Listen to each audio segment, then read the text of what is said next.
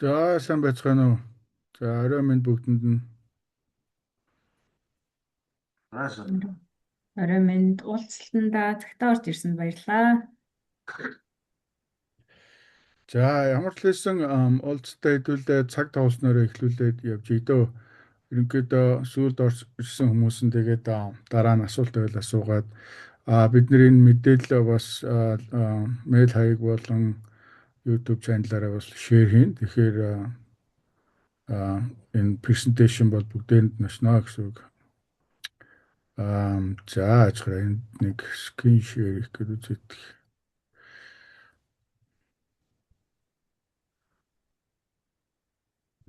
За тэгээд асуулт байвал та бүхэн маань доорх чатанд хэсэгтээ бичээд байгаарай. Тэгээд дуусны дараа ингээд хэдүүлээ асуултнуудаа хараад боломжоор хариулаа явчих. Окей. За өнөөдрийн одоо knowledge share буюу одоо мэдлэг хуваалцахын ивэнтээр бид нэр энэ засвар үйлчлэгээтэй холбоотой ялангуяа найдвартай ажиллагаа asset management-тэй холбоотой юм том компьютер програм систем байдаг. Дэлхийд даяар хэрэгэлдэг. Энэний зүгээр би товчхон одоо мэдээлэл өгөх зорилгоор бэлдсэн байгаа. За энэ маань юу гэсэн үг гэхээр computerized maintenance management system буюу засвар үйлчилгээний удирдлагын компьютер систем гэж орчуулдаг. Бас зарим хүмүүс болохоор enterprise asset management system гэж ярьдаг. Гэхдээ яг computerized maintenance management system нь илүү түлхүү одоо хэрэглэгддэг гэх юм уу та. Тийм учраас би нэг тачмага ерөнхий ойлголт өгөх тийм сургалт байгаа. За цаашаага явахаас өмнө би зүгээр байгууллага товчхон танилцуулчих. За манай байгууллага нь болохоор Mongolian Mining Community of Americas гэдэг ерөнхийдөө Америкт байгаа монголчуудын уулуурхайн холбоо байгаа. За ерөнхийдөө Денвер, Колорадод 2024 оны 10 сард бүртгэгдсэн албан ёсоор ийм төрлийн бүс байгууллага гэж явдаг. За тэгээ би болохоор үүсгэн байгуулагч, манай Солонгой болохоор CEO. Тэгээ Эрдэнэ туяа түмэн IPEC гэсэн хүмүүс байдаг. За эдгээр 5 одоо board member-ууд маань одоо энэхүү дараагийн үйл ажиллагаанд одоо тасралтгүй явуулах, олон хүнийг хамруулах тал дээр илүү түлхүү ажиллаж бид нэр группол ажилладаг. Энэ маань болохоор ерөнхийдөө 100% сайн дурын байгууллага. Нэгсэндээ сэтгэлээрээ нэгдээд ингээд хийгдсэн юм байгууллага байгаа.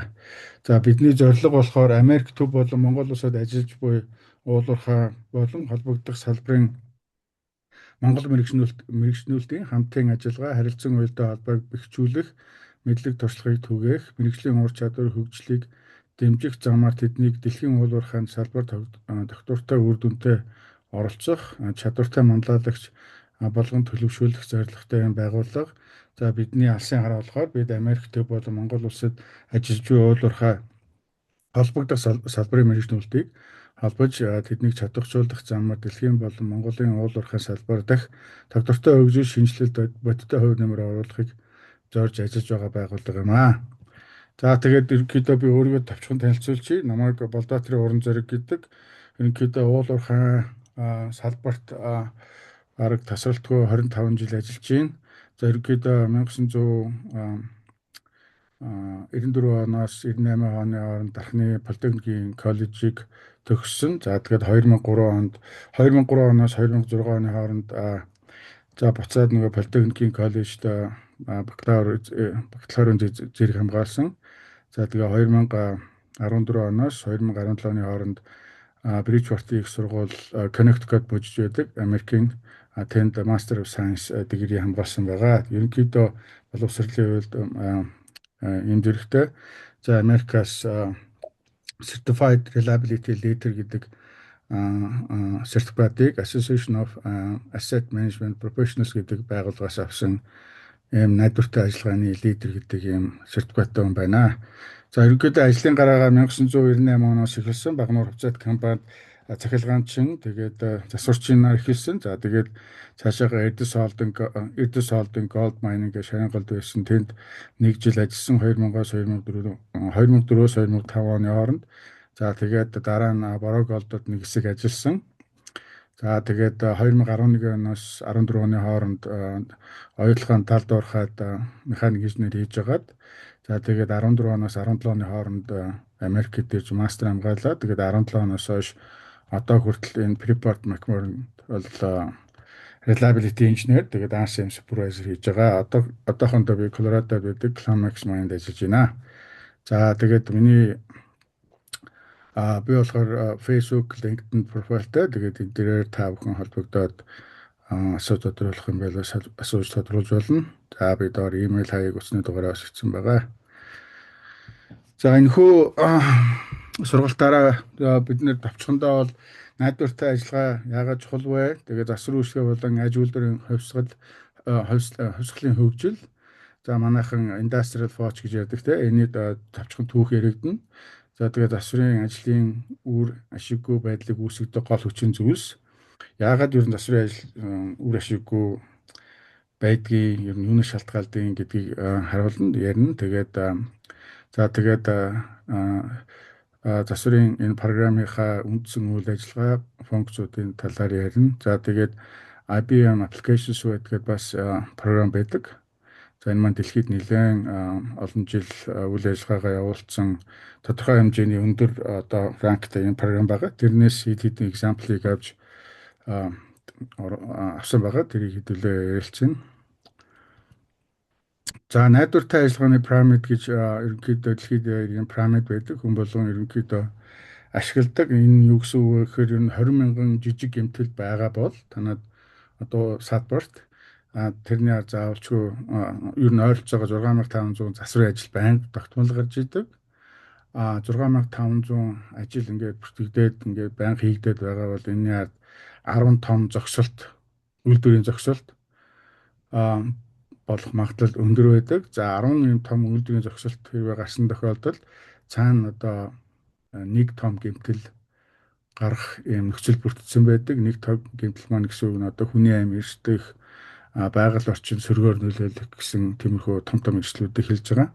За тэгэхээр ер нь бол найдвартай ажиллагаа гэдэг маань ерөнхийдөө ядаж эдгээр тоонуудыг за тэг болгодог юм гэхэд ер нь тодорхой хэмжээнд багасгаад энэ хүү том одоо зардал ихтэй өндөр эрсдэлтэй юм сул зохицлуудыг ер нь байхгүй болгох зорилготой юм үндсэн одоо процесс систем байгаа.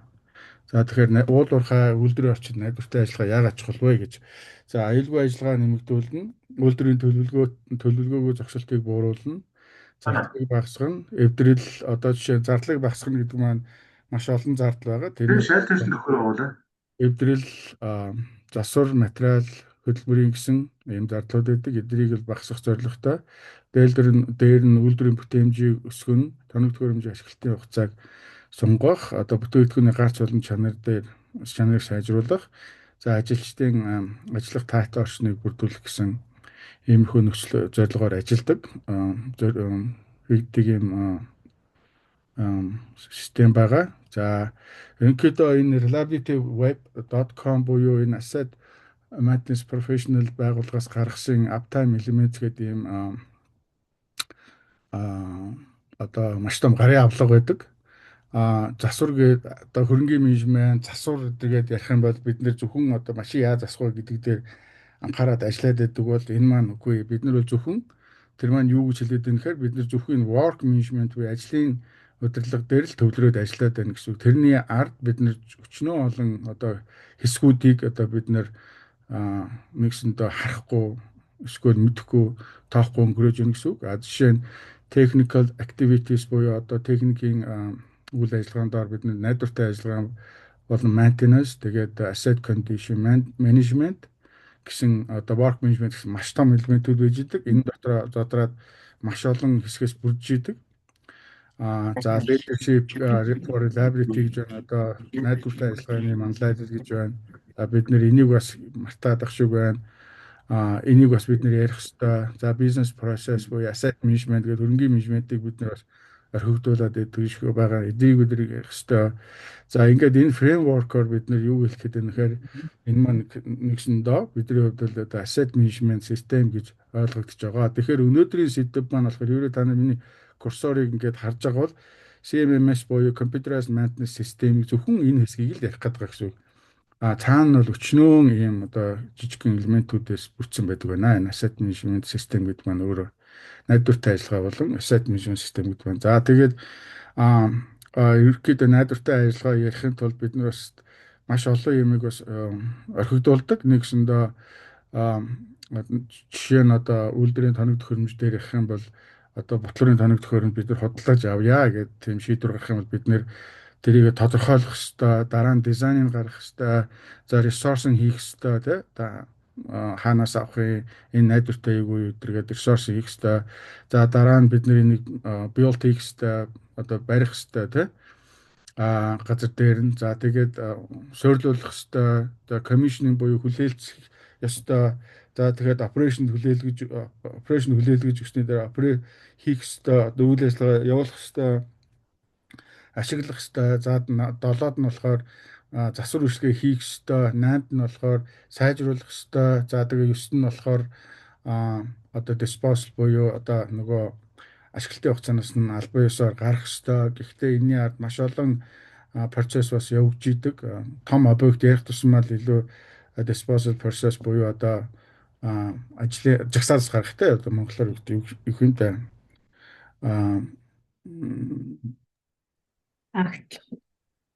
Одоо нэгсэндээ үйл ажиллагаанаасаа гаргаад бид нар албан ёсоор энэ системээс хасж байгаа тоног төхөөрөмж эхэлж байгаа. Тэгэхээр за ингээд дараа нь энийгээ цааш нь яаж менеж хийх вэ гэдэг ингээд энэ болгон системийг бид нар найдвартай ажиллагаанд хамруулж явах хэрэгтэй. За тэгэхээр өнөөдрийн нөхцөл бид нар болохоор зөвхөн ашиглах, засах гэдэг дээр л бас төвлөрүүлээд ингээд ажиллаад байдаг шиг байгаа. Тэгэхээр энэ болгоныг бид нар бас харах хэрэгтэй байгаамаа. За тэгээд за дараагийн слайд нь болохоор энийг би бүгдийг нь ярихгүй ерөнхийдөө одоо бараг л бүх найдвартай байдлын инженерүүд, лидерүүд бол энэ чартн дээр бол явдаг. Potential failure гэж curve гэж ярьдаг. За гэхдээ тоног төхөөрөмжн дээр бид нэр одоо би зүгээр давчгандаа хэлэх юм бол маш олон төрлийн засвар үйлчилгээ хийгддэг байх нэ. За дизайн дээр их дизайнаас ахуулаад яг үнэхээр энэ машин бидний нөхцөл бидний шаардлагад хүрж ийнэг үү гэдэг дээр маш ажиллах ёстой. Ялангуяа энэ том лидерүүд одоо дарганаар найдвартай ажиллагааны инженерүүд за дараа нь precision буюу наривчлан үзлэг хийгээд тэр наривчил дээрээ суйрлуулсан наривчлсан судалгаан дээрээ найдвартай суйрлуулт хийх. За энэ дотроо юу гэхээр та одоо ногоон хэсэг дээр харж байвал 1-9 хүртэл ийм үйл ажиллагаа хийгддэг байх нь. Predictive maintenance гэж одоо урьдчилан сэргийлэх засвар үйлчилгээгээд маш олон бас тест хийгддэг байх нь. Ultrasound testing, fluid analysis, vibration, motor testing, infrared imaging гэдэг маш олон тестүүд хийгддэг. За preventive maintenance буюу одоо тэр энэ оранжийг харах юм бол одоо жишээ нь энэ маань юу хэлээд их цаган дээр суурилсан засвар үйлчилгээ гэж байгаа. За энийг л бид нэр илүү их голцоо хийгээд байдаг шиг байгаа. Гэтэл бид нэр цаана маш олон юмыг орхигдуулаад байна гэсэн үг. Тэгэхээр preventive гэдэг маань хэрвээ чи preventive дээрээ л ажиллаад байгаа бол чамд одоо энэ гал асцсан энэ шугам энэ юу харагдж байгааз чамд одоо машин эвдэрхэд маш богинохон хугацаанд засах л ийм цаг өгч байна. Хэрвээ чи одоо бүх энэ design precision predictive хийх юм бол нэгсэндээ чам засвар үйлчилгээ хийхэд маш олон цаг хангалттай цаг өгдөн. Энэ дээрээ чи нэгсэндээ найдвартай ажиллагаагаа илүү сайжруулад одоо төлөвлөлт, хуваарлалт, нөгөө work management гэдгээ илүү нөөс утгаар нь авч иж байгааг хэлж байгаа юм чарт байгаамаа. За дараагийнхын сургалтаараа бид нар болохоор энийг илүү түлхүү ярина.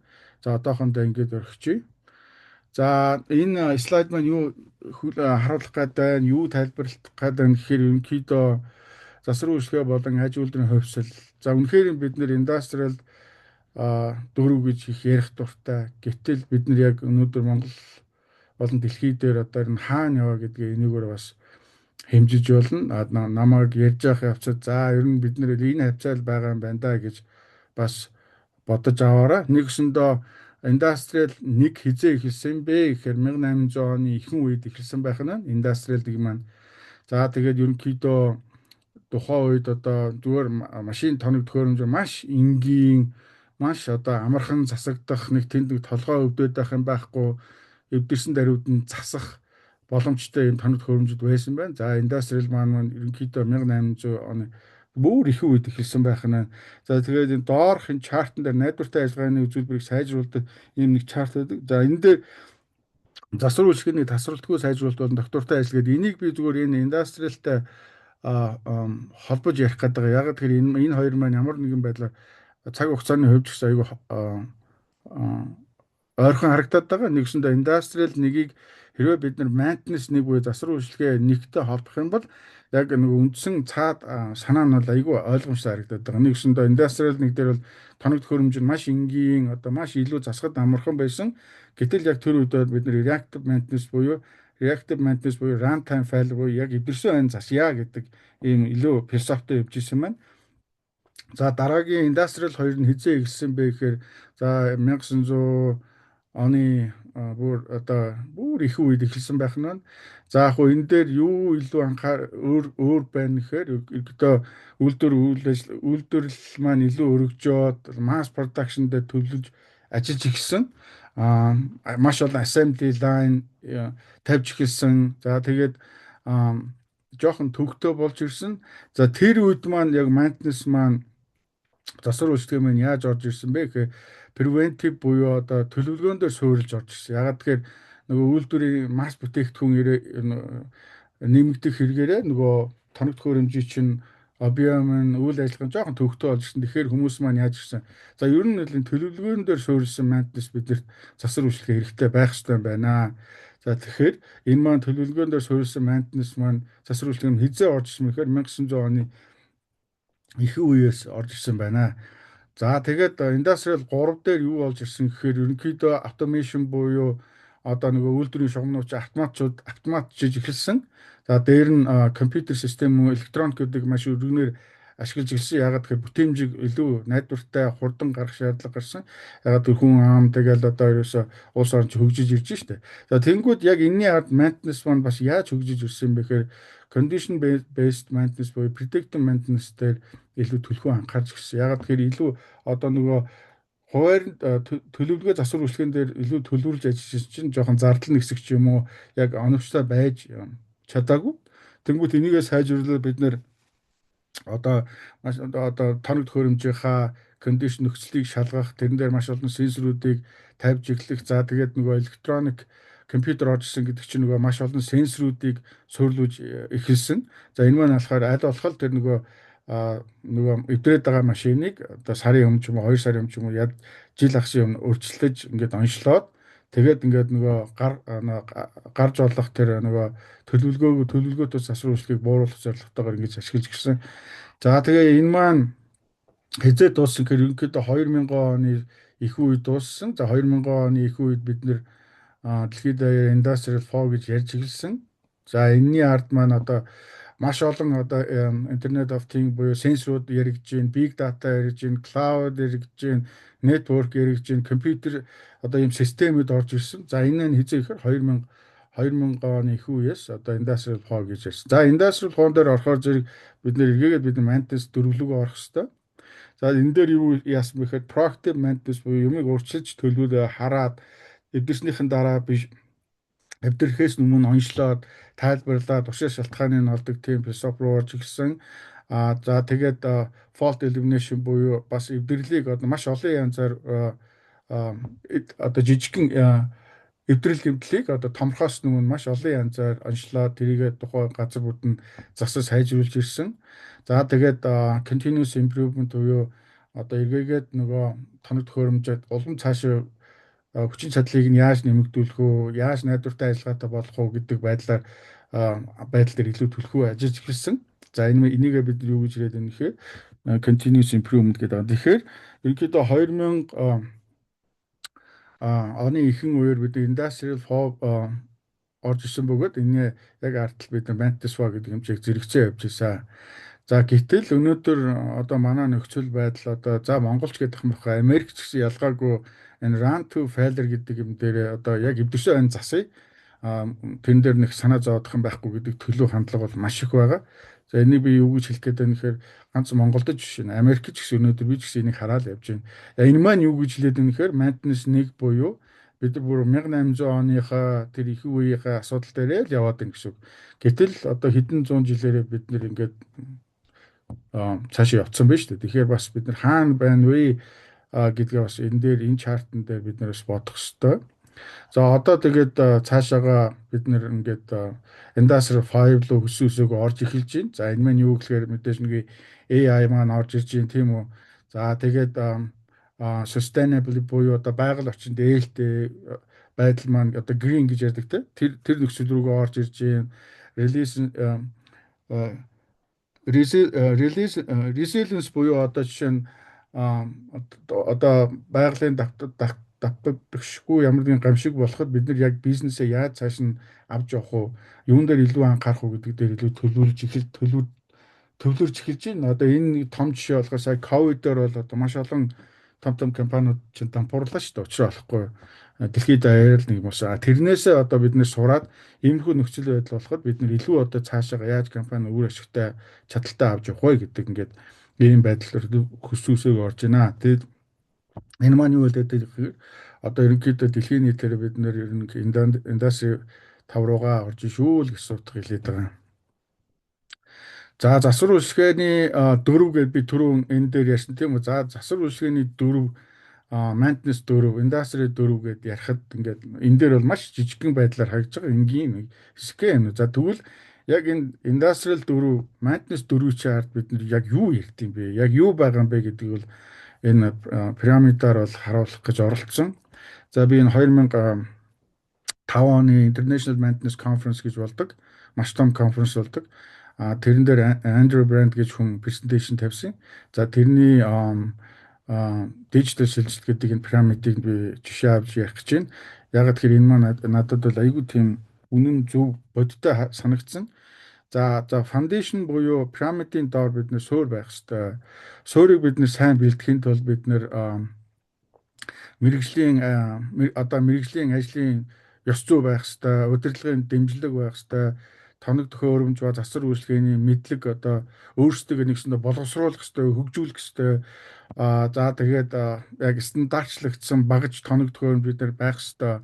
Одоо жишээ нь одоо би ч 10 хэдэн жилийн өмнө Монголд ажиллаж байсан гэхэд бид нар ч одоо нөгөө аллах түлхүүрээ гагнаал өөрсдөө гараараа л хийдэг байлаа. Гэтэл өнөөдөр маань бас л энэ байдал маань харагдаад байгаа. Гэтэл биднэрт бол яг биднэрт юу хэрэгтэй вэ гэхээр яг мэрэгжлийн тоног төхөөрөмж байх ёстой, сургууль тогтмол байх ёстой. За дээрэс нь удирдлагын дэмжлэг бол маш өндөр байх ёстой. Удирдлагын дэмжлэгүүгээр бол ямар ч төсөл прожектууд явдаггүй. Тэгэхээр удирдлага бол энийг бол аягуулсаа ойлгосон байх ёстой. За тэгээ мэрэгжлийн ёс зүй буюу бие биендээ хүндэтгэлтэй хандах, бие биенийг ойлгох гэдэг дээр илүү анхаарах ёстой. За тэгжээж дараа энэ foundational бид нэр илүү сайн тавьснараа бид нэр дараагийнхаа үе шат буюу нэгдүгээр шат өгөгдлийн удирдлага руу гэдгээрээ орноо. За энэ өгөгдлийн удирдлагын хамгийн том хэсэг маань болохоор энэ одоо миний эргээгээл ярих гэдэг computer maintenance system гэдэг энэ маань байх ёстой. Энэггээр бид нэр цаашаа явахгүй. Энэ байхгүй бол бид нэр энэ maintenance 4 гэдэг юм лу одоо industrial 4 гэдэг юмыг одоо 4 гэдэг юмыг бол ямар шаардлага байхгүй. Бид нэр нэгс фундашныг тавьж чадахгүй яваад байна шүү дээ. За тэгээ planning scheduling tool буюу work management маань байх ёстой. За энийг хүмүүс work management одоо ажлын удирдлага гэж юу яриад байгаа, яг юу байдгийг гэдэг тэр цаад philosophy нь ойлгох ёстой. За maintenance, repair, operation, store room гэдэг одоо parts одоо сэлбэг бараа материал бид нар одоо яг хэрхэн яаж бэлдэж гин яг өнөөдөр энэ маань бидний хувьд яг стандарт хангаж гин нөгөө хужаагийн бараг зөвгөл машинда тавиал нөгөөдгөө сарын дараа эвдрээд байна уу яг эдгээр өнөөдрийн стандарттай манай parts одоо сэлбэг материалууд нийлж гин үү гэдэг эдрийгээ бид ихлэ шийдэх хэрэгтэй. За энийгээ шийдэх юм бол дараа нь одоо ажлын гүйцэтгэл тэгээд ажлын удирдлага руугаа явна. За тэгээд data analysis буюу одоо өгөгдөлтөөр суурилсан репортуудыг одоо гаргадаг болно. Эднэр маань байхгүй бол одоо энэ хоёр маань байхгүй гэсэн үг шүү дээ. Одоо inspection using mobile гэдэг одоо ерөнхийдөө дэлхийн нийтээр одоо миний мэдж байгаа том компаниуд уулуурхатай л холбож ярих юм бол одоо энэ mobile гэдэг юм руу их орж ийн. Одоо цааш гэдэг юм руу хэрэглэхээ байсан засвар үйлчилгээнд дээр. Mobile руу орж ийн. Одоо технишн болгон засвар үйлчилгээний ажилтан болгон одоо утастай ч юм уу таблеттэй явдаг болсон. Тэрэн дээрээ бүх юм одоо хүлээж аваад ажиллаа яагаад ингээд тэмдэглээ явдаг болсон. За тэрийгээ бид нар мобайл гэж яриад байгаа. За тэгэхээр энэ хэсэг маань болохоор бид нар юу яриад байгаа юм гэхээр зөвхөн өгөгдлийн удирдлага буюу нэгдүгээр шат юм аа. За энийгээ дуусны дараа бид нар дараагийн үе шат буюу хоёрдугаар үе шат өгөгдөл авах болон одоо нэгдэх процесс гэж байгаа. За энэ дээр ч одоо жинхэнэ нөгөө нэгэнтээ бид нэг фондашныг жоохон билд ап хийсэн юм чинь одоо тэгвэл энэ маш олон өгөгдөл байна. Энийгээ бид яаж ашиглах вэ? Хэрхэн зөв ашиглах вэ? Энэ дээрээ бид ямар стратеги хийх вэ? Энэ одоо гарч ирэх гээд байгаа энэ том том эвдэрлүүдийг бид нэр яаж бууруулах ёстой вэ? Яаж одоо арилгах ёстой вэ? Мөнгөө яаж хэмнэх вэ? Хүн болон байгальд яаж ээлтэйгээр ажиллах вэ гэдэг дээр ажиллаж эхэлнэ. За энийгээ сайжруулсны дараа мэдээж одоо өгөгдлийн анализ буюу бүр анализ би диф анализ их нь шүү дээ. За тэгээд бүр датагаа тогтмол авдаг болж эхэлж байна. 24/7 буюу одоо дата сенсор суйрлуулсан тэнд бол дата байнга л орж идэг. Тэрийгээ бид нэр өдөр болгон анализ хийгээд одоо эвдэрлэлийг өшөө илүү нарийн бол одоо онцлоод бууруулах юуруугаа орж ийн. За тэгээд 3 дахь үе шатад дуусны дараа бид нөгөө эргээд машин learning, AI, тэгээд робот, за тэгээд digital twin, industrial Internet of Things-ийг ашиглаж байна. За тэгээд энэ болгоны дараа бид ингээд 1-ээс 3 4-р үе шат хүртэл явсны дараа бид за өнөөдөр бид үнэхээр maintenance industrial 4 рүү орсон байна. За одоо бид 5 руу ороход бэлэн юм байна гэж ойлгох ёстой. Энийг бол одоо дэлхийн нийтэд яриад бид нар ялангуяа найдвартай ажлын инженерүүд, найдвартай ажлын лидерүүд бол ингэж ярьж явдаг. Энэ маань гэсэндээ үндсэн фреймворк болоо явж байгаа маа. Тэгэхээр одоо би өнөөдрийн сургалтаараа зөвхөн энэ жижигхэн энэ CMMS-ийг л ярих гэдэг шүү дээ. Одоо бид нар бол монгол хэлэнд ERP гэдэг үг бол одоо аль үжи орсон шүү дээ. ERP.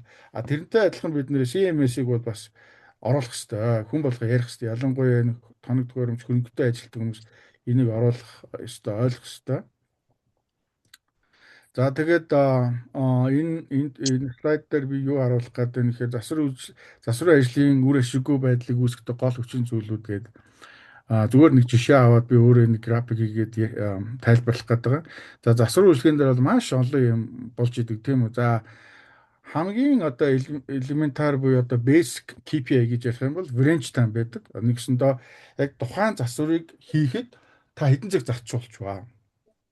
За төлөвлөлтөөр ороод ирлээ. За энэ машиныг засахад бид нийтдээ 8 цаг байх хэвээр. Одоо ноцоос эвдэрсэн байна л. Нэг том усны ноцоос ч юм уу ямар нэг юм ноцоос эвдэрсэн байна. Энэ дээр төлөвлөлтийн багаас ч юм уу найдвартай ажиллагааны багаас ч юм уу ингээд 8 цаг төлөвлөсөн байна. Гэт харахад бид нар системгүйгээр процессгүйгээр яваад байвал тэнд одоо маш олон сул зогсолтууд гарч ирдэг. Юу вэ гэхээр одоо сэлбгээ хаах тийм үү? Сэлбэг материалаа хаагаад засвар чинь одоо агуулх руугаа явдаг ч юм уу, хүнлүү ярьдаг ч юм уу.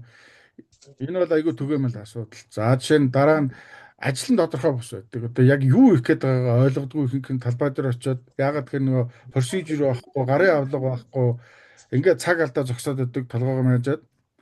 За дараа нь юу болохоор тоног төхөөрөмжийн бэлэн бус байдал бас байж идэг. Талбай дээр очисон чинь машин байдаг, хаачсан бүүмд. Эсвэл засварынхаа газар руу орж ирдэг. Операшн чи явуулдаг. За ингээд тоног төхөөрөмжийг хүлээгээд технишн чинь зогсоод байдаг. За дараа хамгийн сүүлийнх нь болохоор ажлын механик нь арай гэж машин дээрээ гараад хөдөлгөөрөө авахад ч юм уу эсвэл ноцоосоо авахад зогсож ирсэн чи тэнд нэг ажил гарчлаа. Тэр нь илүү чухал юм байна. Тийшээ авч наатгаад төр өрчих. Тэгээд нэг цагийн дараа ирээ янзлчих гэдэг юм уу. Иймэрхүү байдлаас болоод засвар үйлчлэгээ маань айгүй үр ашиггүй төлөвлөгддөг байгаа. Тэгэхээр одоо найдвартай ажиллагааны бас нэг үндсэн зорилго болохоор энэ range time гэдэг юмыг бас improve хийх, сайжруулах хэрэгтэй. Одоо жишээ нь 8 цаг төлөвлөчөөд 4.5 цагийн миний түрүү ярьсан шиг ингээд цагаа waste хийх одоо ингээд яг өөрийнхөө 8 цагийг үр ашигтай өнгөрөөж чадахгүй одоо 4.5 цаг нөгөө бусад юм зарцуулах юм бол тэр хүний одоо тэр хүн нэгсэнд 44 за 44% л ажлын гүйцэтгэл хийсэн байна. Гэтэл энэ маань юу хэлээд байна гэхээр нөгөө ноцоос засах хэрэгтэй хүн чинь зөвхөн тал ажиллаа хийгээд нөгөө талыг нь шөнийн ээлж рүүгээ шидэж яваад гэсэн. Тэгээ шөнийн ээлжийн асуудалтай шүү дээ. Бас нөгөө ажил цааш явах уугүй юу. Ингээд нөгөө ажил маань жоохон салгагдах гэдэг. Тэгэхээр ам, нөгөө энэ range time-ыг бид нэр одоо дэлхийн одоо world class range time KPI гэдэг goal гэж байдаг. Энэ маань юу байх хэвээр вөхөр ерөнхийдөө 55-аас 65% хооронд байвал ерөнхийдөө та амжилттай төлөвлөлтөө хийж гинэ гэсэн хэлж болно. Гэтэл одоо одоо энэ нөгөө маш олон зүйл дээр цагаа алдаад байх юм бол нөгөө 44% буюу нөгөө гол одоо зорилтондоо хүрч чадахгүй нь шүү дээ. Ингээд waste болдог байх нь. Хэрвээ та за 8 цагаас 2 цагийг нь алдаад одоо жижигхэн юм ингээд одоо бэлтгэл ажил ч юм уу наашид цааших юм дээр зарцуулчлаа. Эргээгээ 6 цагт нь багтаага зарчлаа гэхэд таны нөгөө ажлын гүйцэтгэх чинь 70% буюу нөгөө зорилтын дэнээс итрээ гарч энэ маань юу хэлээд байна гэхээр ерөнхийдөө таны өдөр тутмын ажил чинь бас сайн гүйцэтгэж байна гэсэн үг. Тэгэхээр энэ матрикс энэ KPI маань бол маш элементар, маш энгийн хүнд ойлгогдохоор ийм чарт байгаа. Тэгэхээр хэрвээ та яг өдөр тутамд юу болоод байдгийг ер нь юун дээр бид нэр алдаад байна гэдгээ зүгээр нэг Excel sheet-эн дээр нэг чеклист гаргаад ингээд цагийг бүртгээд явах юм бол та бол яг хаана байгаагаа илүү гаргаад ирэх боломжтой. Энэ бол айгүй амархан тест. Тэгээд тэрэн дээрээ бид юун дээр илүү алдаад байгаа гэдгээ илрүүлчих юм бол анализ хийгээд хаана ер нь ямар асуудал байна тэрийг ингээд баг угаар засаа явах юм боломжтой. Гэтэ та систем байхгүй бол энэ маань нөгөө гараар буюу ингээд нэг өдөр тутмын яриагаар хийгээд байдаг бол бас засварлах боломжгүй. Тэгэхээр системээ бид нэр процессоо системээ ингээд суйрлуулчих юм бол бид нэр нөгөө өдөр тутмынхаа ажлыг одоо амжилттай хийгээд авах боломж маань гарч ирнэ л гэсэн үг. За тэгээд ерөнхийдөө энэ CMMS-ийг зүгээр би чат GPT-гээс зүгээр нэг хаагаад ер нь энэ яг хизээ үүссэн ямар үе шатлалтайгаар хөгжил нь явсан гэдэг дээр нэг жоохон ресерч хийсэн. За тэгээд энийг би яриа авчи. За ерөнхийдөө CMMS маань болохоор Computerized Maintenance Management System энэ програм юм байгаа шүү. ERP гэдэг шиг програм юм байгаа шүү. За тэгээд энэ програм нь болохоор засвар үйлчилгээний төлөвлөлт, хуваар, гүйцэтгэл, хяналтыг нэгтгэн удирдах замаар хөрөнгийн найдвартай ажиллагаа, ашиглалтын хугацаа, бүтээмжийг дэвшлүүлэх чиглэсэн энэ мэдээллийн систем ээ. Энийг бол одоо аппликейшнч байна, браузерч байна, маш олон төрлийн ийм CMS байдаг. Одоо жишээ нь Google дээр search хийх юм бол маш олон хайлт гарч ирнэ. За алтан бос тоогоор бол нэг 300 дэлхийд аваар шүү. 300-аас 600 орчим CMS байдаг гэдэг байгаа. Гэхдээ яг 300 гэдэг нь болохоор нэг албан ёсны бүртгэлтэй компаниуд юм шиг байна. Тэгээд нөгөө хэдэн тоон юу гэхээр одоо зарим компаниуд болохоор нөгөө дотооддоо бас ингээд хийгээд өөрсдөө кастомайз хийсэн, өөрсөндөө зориулсан CMS хийгээд байдаг. Энэ нь болохоор нэг зах зээлгаар бүртгэгдээд идэв. Тэгэхээр бас яг ингээд тодорхой яг зах зээл дээр бид хэдэн CMS байна гэхээр ерөнхийдөө тоо байхгүй. Ойролцоогоор 300-аас 400 байна л гэж яриад байгаа юм. Тэгээд тэр дотроо нөгөө үйлдвэрийн бүтэц зохион байгуулалт одоо цаг уур одоо жишээ нөгөө автомашины том манufacturer дээр нэг тодорхой хэмжээний CMS хэрэглэн уулуурхай дээр бас нэг өөр имийг хэрэглэн за тэгээ pharmacy буюу эмийн үйлдвэр дээр өөрийг хэрэглэн гэдэг маш олон төрөл байдаг. Тэгэхээр шууд нэг CMS бүгдэн дээр нь ажиллана бас гэсэн үг биш. За тэгээд ерөнхийдөө товчхондоо болохоор дата стрим гэдэг систем гэдэг компани 1960 онд энэ CM-ийг анх хийсэн байгаа. За энийг юун дээр тулгуурлаж хийсэн бэ гэхээр энэ IBM-ийн mainframe гэдэг маш том юм тооцоолон бодох машин байдаг. Тэрэн дээр ийм punch card гэдээ хэрэгэлдэг байсан байгаа. За тэрийг тухайн үедээ эдгээр бол CMS гэдээ нэрлэлсэн. За тэгээд тэрнээсээ цаашаа ингээд хөгжөө явсан байгаа. За жишээ нь IBM-ийн одоо энэ маш том энэ байшин шиг юм компьютер дээр л энэ CMS мань ажил яваад байдаг байсан. За тэгээд 1980 онд бол нэг арай компьютер маань жижигжилсэн нөгөө програмч арай нэг жоохон ашигтай одоо илүү сайжирч гисэн. За 1980 оноос цаашаа яаж гисэн гэхээр ерөнхийдөө нөгөө inventory management буюу одоо нөгөө агуулгын сэлбэг материалаа хянж эхэлсэн. За зардлаа тооцож эхэлсэн. За тэгээ performance reporting гэдэг ерөнхийдөө за бид нар хаана яваад байна? энэ системээс бид нэр ямар ямар репорт аваад яаж юуг нь импрув сайжруулах чадах уу гэдээ харж эхэлсэн. За 1990 оноос хойш компьютер маань өсөө сайжраа хурдан сайжраад ирсэн.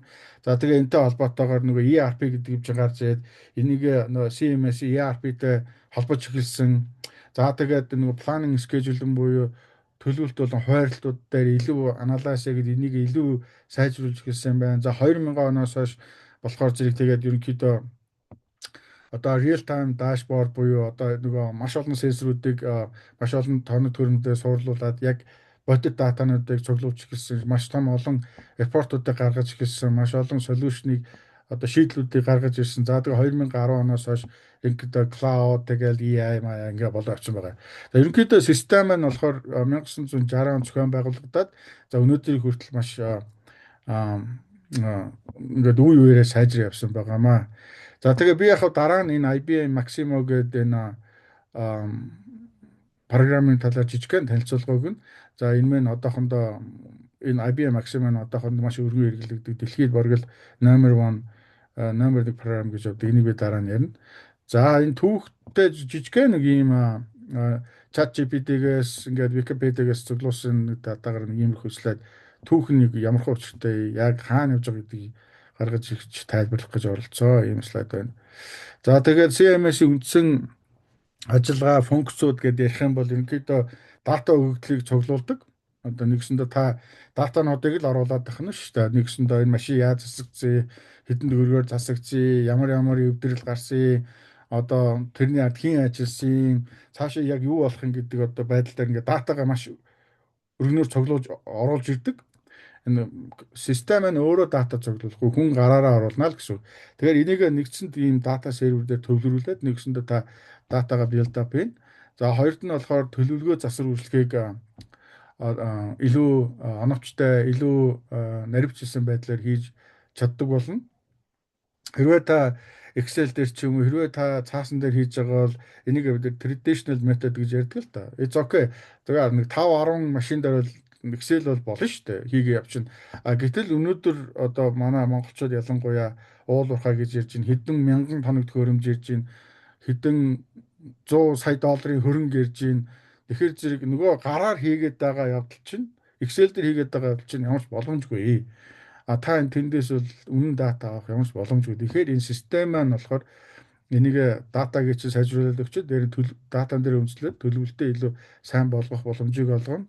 За тэгээд нөгөө явцын дундаа та одоо 10 ч ба 20 ч ба 100 ч ба 1000 ч ба тоног төхөөрөмжтэй байлаа гэхэд нөгөө тоног төхөөрөмжүүдийг хянах, контролдох боломж нь олдно. Гэсэндээ энэ машин хэдэн жил насалчив, энэний ард бид хэдэн төгрөг зарцуулчив, энэ машин яг юу нь илүү эвдрээд дээ, яагаад юу нь болохгүй байна гэдэг дээр одоо анализ хийх боломжийг нь олгоно гэсэн. Энэний үйл ажиллагаа гэхээр та хөрөнгөө хинж байна гэсэн үг. Хөрөнгөө хянах боломжийг илүү олгож ийн гэсэн үг бас нөгөө талаараа. За тэгээд агуулгах одоо нөөцийн удирдлага буюу одоо агуулгах гэдэг чинь бас нэг том асуудал байдаг.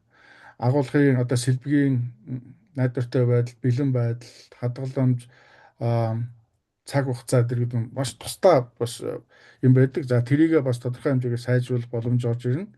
Тэгээд өгөгдсөн дата тэр нөгөө маш олон нөгөө олон жилийн процесс донд нөгөө тайлан тооцоо гаргахад илүү хялбар найдвартай болж ирнэ. За тэгээд систем маань өөрөө өөр бусад аппликейшнуудаа хэрэглэх одоо илүү боломж нь бүрдэж ирнэ. Одоо нэгсэндээ танд ямар нэгэн байдлаар аюул ослыг одоо хэмждэг өөр аппликейшн байвал тэрийг оруулж ирээд холбогддог болно. Одоо хүний нөөцтэй бас холбогддог болно. Ингээд маш өргөн функцээр ажиллах боломжийг олгодог. Ингээд үндсэн функц нь бол ийм. Мэдээж энэс цаашаа зөндөө юм байгаа. Маш давчхандаа бол ерөөсөө л энэ. Энгийн байдлаар тайлбарлах юм бол. За тэгээд засвар үйлчлэгээний ажлын үндсэн процессууд гэж за ерөнхийдөө маш энгийн, маш жижигхэн процесс би ярих гээд байгаа. За нэгсэндээ эхлээд та ажлаа тодорхойлно, дараа нь ажлын захиалга үүсгэх, дараа нь ажлаа батлах, дараа нь ажлаа эрэмблэх, дараа нь ажлаа хуваарлах, гүйцэтгэх, ингээд гүйцэтгсэн ажлаа баримжуулах, дүгнэх гэсэн иймэрхүү процессууд засвар үйлчлэгээн дээр явагдаж шүү дээ. Та хүн мэдж байгаа. Гэхдээ энийгээ бид нэр системээр хийнэ гэсэн үг. Одоо нэг гараар хийгээл ингээд хүний араас тэр маань хайж энэ маань хайж гэдэг гүгээд бол эн чинь систем өөрөө чамд хийгээд өгнө гэсэн үг. Ерөөсөө засвар энэ work management гэж яриад байгаа. Энийг дараа нь маш өргөн талаар нь бид нэр ярьж болно. Дараа нь би бас нэг энэ дээр бас нэг сургалт бэлдээ гэж бодоод байгаа. За тэгээд бас нэг том одоо юу гэж хэлэх юм бэ? Аа жоохон тийм өрөөсгөл ойлголт яваад байдаг. За бид нэр ERP Enterprise Resource Program байхад ерөнхийдөө бол бүх юм хийж байгаа шүү дээ. Эдээ энэгүй бид нэр ERP-л бүх асуудлыг шийдээд өгч байгаа гэдээ ярьж байгаа хүмүүсийг би бол маш их сонссоо. Одоо манай Монголд ажиллаж байгаа маш олон найз тэд нар ч ERP гэл яриад байдаг. Гэтэл ERP маань энэ Computerized Maintenance System биш юм аа. Маш өөр. ERP-г би зүгээр яг ERP гэдэг чинь юу юм? CMS гэдэг маань юу юм гэдгийг би энэ дээр нэг жоохон ойлгуулах зорилгоор ингээд yes no гэсэн айконыг ингээд ашиглаад гаргаад ирсэн байгаа. Жишээ нь ERP дээр голцоо бид юу гэдэг вэхээр за санхүүгийн тайлан дооцоо хийдэг тийм голцоо чинь нөгөө хөрөнгө оруулагч маань санхүү маань хаана яваад байна гэдэг харах сонирхол байгаа шүү дээ. Тэрийг ERP нь аягүй сайн гаргаж ирдэг. За хүний нөөц гэж маш том хэсэг байна. Хүний нөөцийг бас ERP дээр тракинг хийдэг. Хичнээн хүн байна. Энэ хүмүүстэй бид нар ямар шагнал урамшуул өгөөд байна. Хин хаашаа яваад хаашаа явчих гэдгээ бүртгэж эхлэн тийм үү. За тэгээд сүүлд нь худалдаа sales-ийг бас хийж эхэлж байна ERP дээр. За тэгээд нөгөө supply chain management буюу нийлүүлэлтийн сүлжээний менежментийг хийж эхэлж байна ERP дээр.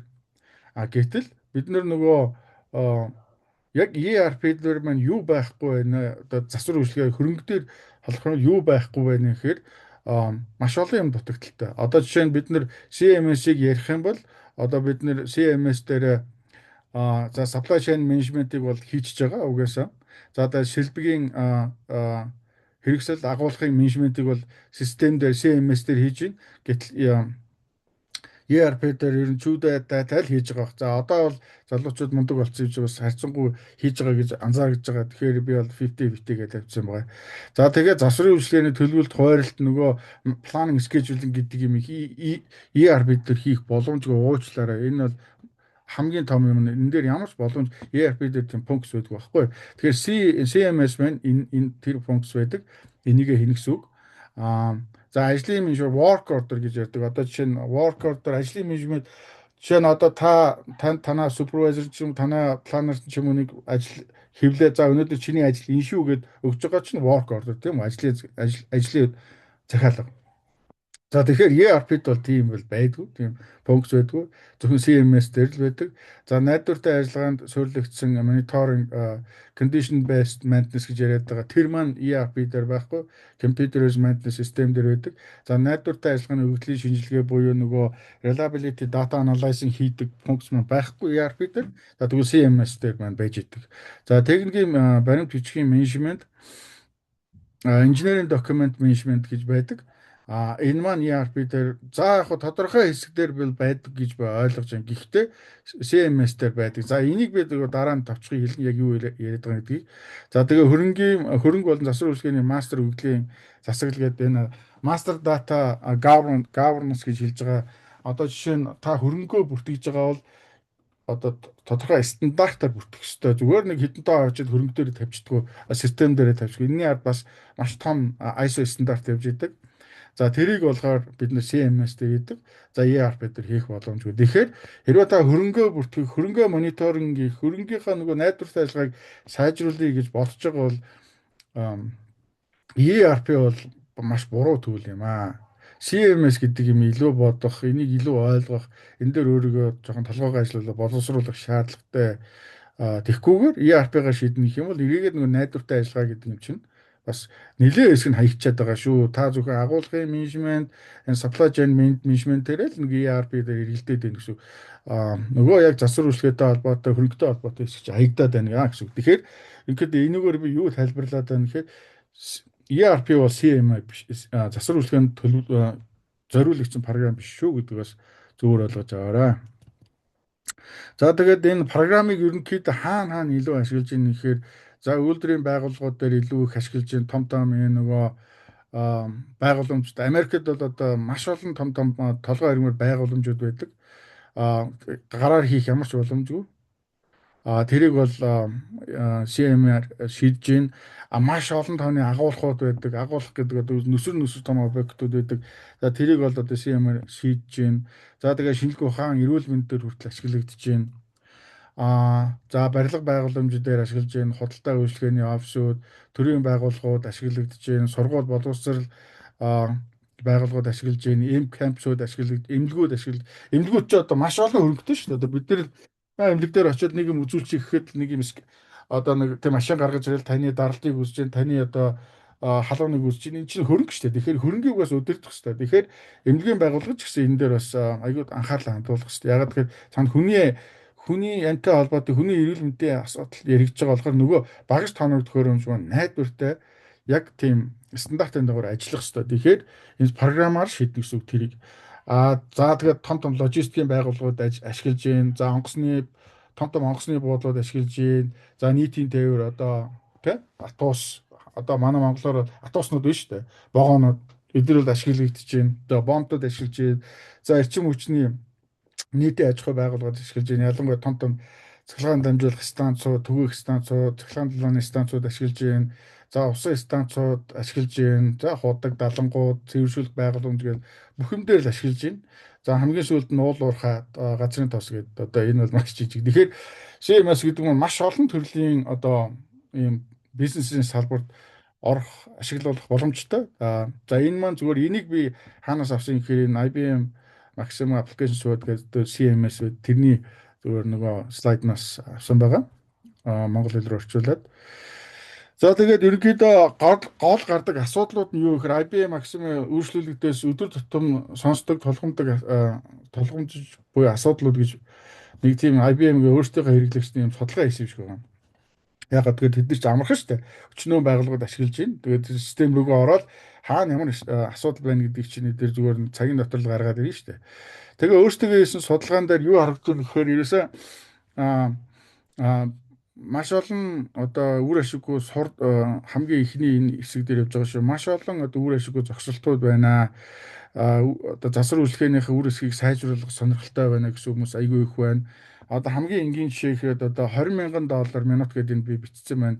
Энэ маань юу хэлээд байна гэхээр томоохон үйлдвэрийн шугамуд одоо жишээ нь Toyota-гийн хоёр том үйлдвэр Америкт байдаг. Нэг нь Texas байдаг, нэг нь Канзаст байдаг баха. Гэтэл хоёр үйлдвэр маань хоёулаа тус тусдаа 1 минут нэг машин гаргаж идэг. 1 минут нэг машин гаргаж идэг. 100% үйлдвэрийн шугамнаас. Гэтэл тэр үйлдвэрийн шугам дээр 1 минутын алдаа эндэгдэл гараад нөгөө үйлдвэрийн шугамаа зогсоход нэг өсөндө гарч байгаа алдагдал маань $21,000 гэж гарч ирсэн байна. 1 минутын шүү. Тэгэхээр 24 цаг зогсох юм бол нөгөө үйлдвэрийн маань алдагдал чинь яваад өгнө шүү дээ. За нэг юм судалгаа хийгдсэн байна. Дараагийнх нь болохоор тий энэ нөгөө 70% гээд би нэг тоо бичсэн төлөвлөлтөнд суурилсан засвар үйлчилгээ зарцуулах ёстой нийт цагийн 70%-ийг эвдрэл гэмтэл гарсны дараах нөгөө reactive maintenance гэж хэлээд байгаа. Зарим үгнүүд монгол руу ирчихвэл аюул жоохон хэцүү байна. Reactive maintenance гэж яриад байгаа. Нэгсэндээ за энэ өнөөдөр бид энэ машиныг заснаа гэж төлөвлөсөн байж л хажуугаар нь газ нэг юм өөр юм эвдрээд нөгөө хүмүүс цаашаа яваад өгдөг. Тэрийг засах. Тэрийг reactive maintenance гэж яриад байгаа байхгүй. Тэгэхээр нэгсэндээ нөгөө төлөвлөсөн ажил дээр төлөвлөж ажиллаж чадахгүй байна. Нэгсэндээ 70%-ийг нь бид нөгөө reactive maintenance буюу гинтийн эвдрэл дээр зарцуулаад байна гэж хэлээд байгаа санаа. За тэгээд бид өгөгдөл дараагийн хэсэг нь ямар асуудал илүү тулгуу ингээд байна гэхээр бид өгөгдөл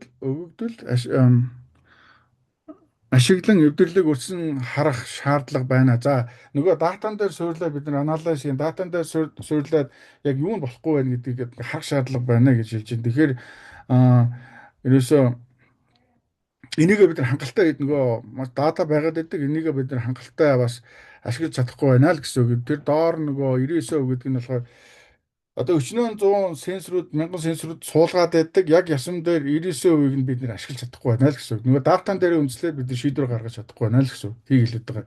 Тэгэхээр датагаа цуглуулж идэг дараа нь тэрийг акшн болгоод аавна гэдэг чинь өөр асуудал байхгүй. Тэгэхээр хэрвээ та акшн авч чадахгүй бол нөгөө дата чинь шал дэмий зарцуулагдаад нөгөө энерги чинь өөр өмлөл яваад байна гэсэн үг. За ийм асуудал байгаа маань хоёрт нь. За бид хамгийн туршлагатай техникийн ажилтнуудыг алдаж байна. За энэ болохоор нөгөө бас Америкт айгүй их толгомж байгаа нэг асуудал. Яг тэр нөгөө бэби бүүмрүүд чинь одоо нөгөө 60 70 гараад ихэнх нь нөгөө retired одоо тэтгэврт гарч эхэлж байгаа. Тэгэхээр нэгсэндээ нийт 30%-ийн одоо тэр нөгөө бэби нөгөө бүүмрүүдийн чинь 30% нь тэтгэврт гарч эхэлж байна. Нэгсэндээ нөгөө тухайн компанид 30 40 жил ажилласан маш олон жилийн туршлага хөрвүүлсэн маш олон жилийн мэдлэгтэй хүмүүс маань тэтгэврт гараад ирж байна. Тэгэхээр нөгөө хүн чинь тэтгэвртээ гараа явна гэхээр нөгөө бүх мэдлэг бүх юм аваа авчихна гэсэн үг шүү дээ. Ард нь үлдчихэж байгаа залуучууд маань юужгүй л хоцрох гээд байгаа байхгүй. Тэгэхээр энэ маань эргээгээд нөгөө бизнес чи айгүй бас том нөлөөлөө том асуудал гарч эхэлж байгаа. За тэгээд тэр 32% гэдэг нь болохоор за ялангуяа энэ зүгээр биний энгийн жишээ манай уурхай дээр бол одоо нэг залуу орж ирэл нэг 7 хоног ажиллаа сар ажиллал төрнө гэж ярьдаг. Маш өндөр байдаг. Ягаад тэгэхээр цалин таалагдахгүй, нөхцөл таалагдахгүй, ерөөс юу ч болохгүй нэг л ингэ явдаг. Тэгтэл нийт ажилчдын 32% нь бол ингээл ажиллаа өгөө солиод ингээл явж идэг байна. За тэгээд энэ 1919 оны Америкийн судалгаагаар 170 биллион доллар тий биллион долларыг аюул одоо аюул ослоос гарсан ийм зардал зарцуулагдсан байна. Тэгэхээр нэгсэндээ та маш өндөр эрсдэлтэй тэнд одоо үйлдвэр дэлбэрдэг ч юм уу нэг хүн цахилгаан зохиолоод өгдөг ч юм ингээд ард нь маш том зардал явж идэг. Энийг 1900 бид нар энэ юу хэлэх гээд байна гэхээр 1900 одоо зүгээр 19 оны судалгаагаар 170 мянган биллион долларыг одоо ингэ зарцуулсан байна гэж харагдаж байна. За тэгээд хамгийн сүүлийнх нь бид дахин хийх ажлыг за яг хөө энэ нөгөө rework гэж ярьдаг. Ерөнхийдөө л нэг ажил хийгээл гараад ирдэг. Нөгөөх нь ацаагаал нөгөө чанар нь болохоор нөгөө машин байна ахаал эвдэрдэг. Нөгөө rework айгүй ихтэй. Энийг бууруулмаар байна гэсэн байна. За тэгээд ерөнхийдөө нөгөө за тэгээд засвар үйлчлэгээнд одоо жишээ нь 2% буюу маш өндөр их зардал гаргаж байна гэсэн юм асуудал дэвшүүлсэн байна. Тэгэхээр найдвартай ажиллагаа нь хамгийн сүүлд нь юу хэлэх найдвартай ажиллагаа бол энэ болгоныг сайжруулах зорилготой. Энийг бид нар зүгээр найдвартай ажиллагаа хийх ёстой гэж хэлэх биш. Энийг бид нар системтэйгээр хийх ёстой, процесстойгоор хийх ёстой. За энэ болохоор одоо Америкт ингэж ярьж байгаа асуудал мэдээж Монголч гэсэн ингэ ярьж байгаа асуудал мэдээж тодорхой энэ тоонууд нь бол өөр байгаа. За тэгээд за энэ би бол бүгдийг уншихгүй ерөнхийдөө давчхандаа хэлэхэд юу хэлэх гээд байгаа юм гэхээр за CMS-ийг ашигласнараа ямар давуу талтай байх вэ хөрөнгөө удирддаг болно би түрүү ярьсантэй одоо байршил дээр нь илүү тодорхой одоо жишээ нь GPS-тэй холбоотой өгсөн чипс сулгаад энэ хөрөнгө маань хаана байна энэний ашиглалт нь хаа байна юу болж ийн гэд хянч гэлдэг болсон аюулгүй ажиллагааг өндөр хэмжээгээр бууруулж эхэлсэн тоног төхөөрөмжийн найдвартай ажиллагаа сайжирч эхэлсэн за тайлан тооцоо гаргахад илүү хялбар хурдан болж эхэлсэн гэдэг ингээд маш олон давуу талыг энэ нөгөө IBM Maxima буюу энэ CMS маань одоо тайлбарсан байна. Энэ нийт эрхлэгчдээс авсан судалгаагаар. За тэгээд одоо ерөнхийдөө энэ нөгөө CM-ийг ашигласнаар бизнесийн үн цэн бий болсоо. Юу гэхээр ерөнхийдөө гэмтлийг эрт илрүүлж одоо эвдэрлийг өрсөн сэргийлдэг болсон нэгсэндээ төлөвлөгөөд бас засвар үйлчлэгийг 50% бууруулж гисэн төлөвлөгөө засвар үйлчлэгээний зардлыг бас бууруулж гисэн засвар үйлчлэгээний гүйцэтгэлийн ашиг одоо үр ашгийг дээшлүүлсэн тийм үү. За ажлын байрны аюулгүй байдлыг эрсдлийг бууруулж гисэн гэдээ бас маш олон давуу талыг олгож байгаа. Одоо хамгийн одоо энгийн жишээ хэлэх юм бол төлөвлөгөөд бус зардлыг бууруулах гэж юм. Хэрвээ та ажлаа төлөвлөж чадахгүй бол танд тэр зардлыг хэмжих бас боломж байхгүй. Тэгэхээр ажлаа төлөвлөө системтэйгээр төлөвлөөд гэх юм бол та зардлаа хэмжиж илүү accurate буюу яг найдвартай тоо гаргаж байна. Тэгэхээр өөрийнхөө ажлыг хэмжих гэдэг нь шүү дээ. За миний ажил өнөөдөр энд байсан бол энэ системийг ашигласнараа бид хэдэн бууруулсан юм бэ гэдэг дээр илүү анализ хийх боломжийг олгож ирнэ. Тэрэн дээрээ үндэслээд бид нэр энэ тоонуудыг гаргаж ирсэн байгаа. За хамгийн том хүндрэлтэй одоо өнөөдрийн асуудал юу тулгараад байна гэхээр ерөнхийдөө тоног төхөөрөмжүүд маань маш одоо төвхтэй болж гисэн. Маш олон компьютер програмтай болсон. Одоо чинь haul track дээр л ярил л дээ dump track одоо тий уулуурхайн номлох engine computer гэж байна, transmission computer гэж байна, hoist cylinder computer гэдэг байна. Одоо brake одоо өөр юу байдаг юм. Маш олон компьютеруудыг энэ системүүдийг өөртөө агуулж авч явж байгаа. Энэ маань болохоор эргээгээд нэг онцлог засварлахад төвөгтэй болж гисэн хэдэн зуун мянган сенсорууд авч эхэлсэн. Одоо жишээ нь одоо том трактнууд чинь жолоочгүй явж эхэлж байна. Автономос гэдэг. Энэ маань эргээгээд нөгөө засвар үйлчлэгээ хийх, ажиллагаа хийх дээр аягүй төвөгтэй болж гэлж байна. За алсаас удирддаг одоо мониторинг хийх шаардлагатай болсон. Ингээд эргээгээд ингээд нөгөө том том асуудал гараад тоног төхөөрөмж улам нарийсаад ирэхээр нөгөө ерөнхийдөө нөгөө гарах зардал эрсдэл нь өндөр болно л гэсэн үг. Тэгэхээр ерөнхийдөө энэ системийг ашигласнараа зардлаа яаж хэрхэн бууруулж болох вэ гэхээр ерөнхийдөө 15-аас 50% бууруулж болно үйл ажиллагааны зардлыг. За уул уурхайд IBM хэлсэн байд уул уурхай болон ашиглалтын зардлын уул уурхайд дээр нэг 50-аас 60% байдаг гэж яриад байгаа. Тэгэхээр маш өндөр тооны зардал эргэж байгаа байхгүй операшн зардал, maintenance зардал гэдээ ярих юм бол за тэрийг бол бууруулна гэсэн үг. Тэгээд тоног төхөөрөмжийн ажиллах хугацаа болон ашиглалтыг бол 10-аас 20% нэмэгдүүл сайжруулдаг юм байна л гэсэн үг.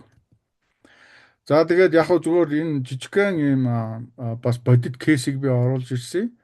Бас илүү үнэмшилтэй, илүү одоо тодорхой илүү одоо ойлгомжтой байх үүднээс за томоохон автомашины үйлдвэрлэгчид нь асуудал юу байсан гэхээр үйлдвэрлэлт одоо дахин хийх ажил буюу rework гэж би түрүү ярьсан. Маш их байсан. Энэ дээрээ одоо маш их цаг алдчихсан. Нэг болтыг чангалал тавьдаг нөгөө яг спектэд харуулад чангалахгүй эсвэл хитрхи сулдаг ч юм уу, хитрхи чангалдаг ч юм уу, эсвэл одоо бодог модог нь сайн байгаагүй ч юм уу. Маш тийм rework одоо тухайн хийсэн ажлаа байнгын л давтаад хийдэг юм асуудал гарч ирсэн. Энийгээ бууруулах шаардлага гарсан.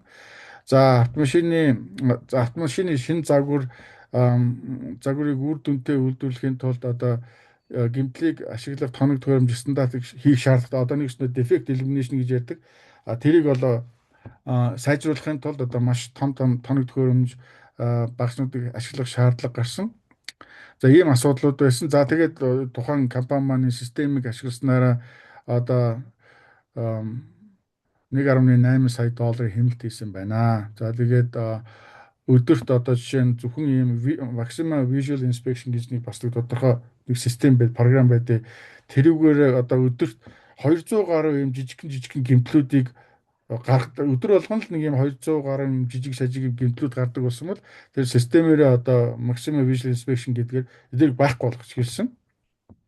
За тэгээд нөгөө тоног төхөөрөмж маань найдвартай ажиллаад илүү үйлдвэрлэлийн бүтээмжийн сайжраад нэгсэндээ сар бүр ойролцоогоор сая 800 орчим доллар хэмнэлт гаргасан байна.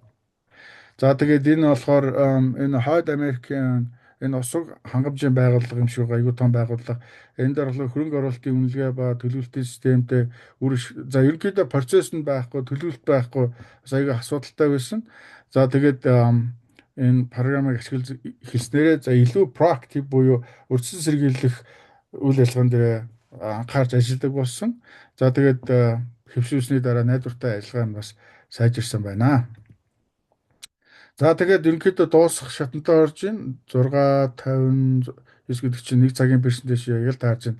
За дараа нь та хэд маань асуулт байвал үргэлжлүүлээ явчихна. За дүгнэлт нь үйл ажиллагааны процессыг стандартчлах ашигладаг багаж хэрэгсэл.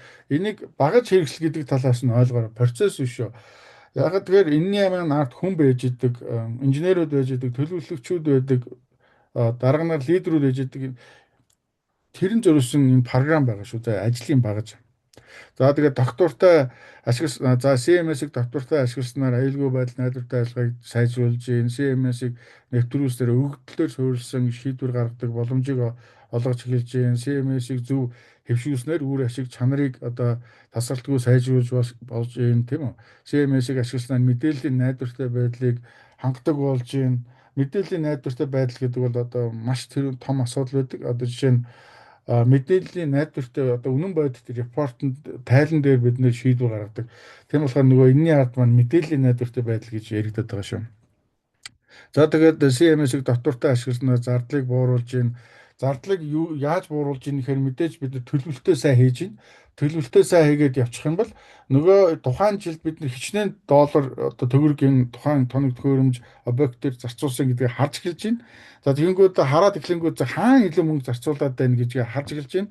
За яагаад энэ асуудал гараад байна гэдгийг хараад эхлэхээр зөв хүн чинь өссөн өрөөгөө юун дээр бид нэр алдаа гаргаад байна гэдгийг анализ хийх шаардлага гардаг. Тэрэн дээрээ төвлөрөө тэр асуудлыг ингээ арилгах юм бол тэрнээс гарч байгаа зардал чинь байхгүй болж байна л гэсэн үг. Тэгэхээр яаж юм гэхээр нөгөө жилээс жил ирэх тусмал таны нөгөө орсон өгөгдөл чинь илүү сайжирна. А тэрэн дээр анализ хийх тусмаа л эргээгээд нөгөө гарч байгаа үр дагавар чи юу гэхэд нөгөө зардлаа бууруулах тал руугаа орж ийнэ л гэсэн үг. За тэгээд дахиад давтаа хэлчих ERP систем нь болохоор CMS систем биш шүү. ERP-гаар бид нар бүх асуудлаа шийдэж байна гэх юм бол том энэ дөрөв шүү манайхаа тэгж юусоо болохгүй. За тэгээ мэдээж байгаль орчин дээлтэй мэдээж маш олон төрлийн цаас хэрглэж байна. Одоо уламжлалт аргаар яваад гэх юм бол гэтэл өнөөдөр бид нар одоо айл үжийн компьютер руу орсон таблет төрөн биесний таблет бариад нөгөө уцаа бариад ингээ бүх юмаа тэндээ бичиж явж байна. Тэгэхээр яг нь байгаль орчиндөө бас ээлтэй байна. За тэгээд тэр нөгөө аюулгүй ажлаа сайжраад ирэхээр нөгөө эргээгээ тоног төхөөрөмж чинь найдвартай ажиллаад ирэхээр яг нь байгаль орчиндөө бас ээлтэй болж хэлж байна. Бас байгаль орчиндөө бас айгүй ээлтэй. За тэгээд үндсэндээ асуулт хариулт руу оръё. Асуулт хариулт байвал асуугаа явуучих. Мэдээж маш хурдан ярьч уу яаж уу.